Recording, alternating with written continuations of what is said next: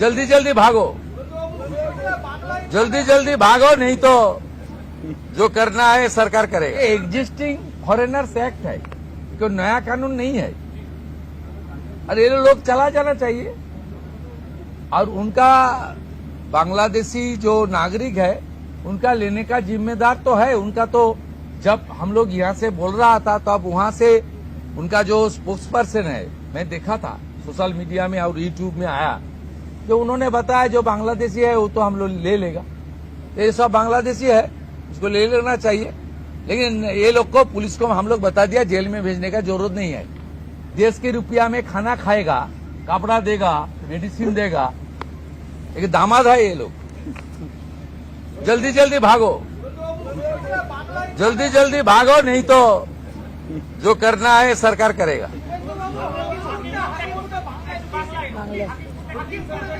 না না, আমি হাকিমপুর সম্পর্কে জানি না, আমি মিডিয়াতে দেখছিলাম। কিন্তু এটা নতুন কিছু নয়, প্রেজেন্ট অ্যাক্টই রয়েছে।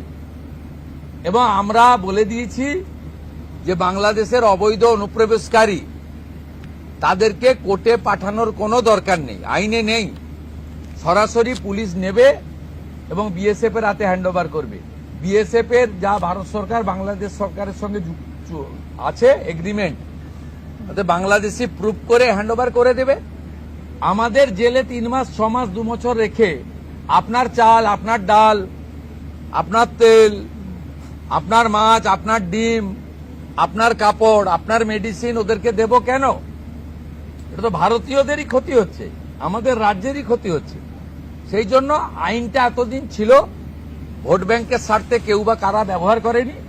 আমরা ভোট ব্যাংকের বাইরে গিয়ে দেশের স্বার্থে, রাজ্যের স্বার্থে এই আইন কার্যকর করছি।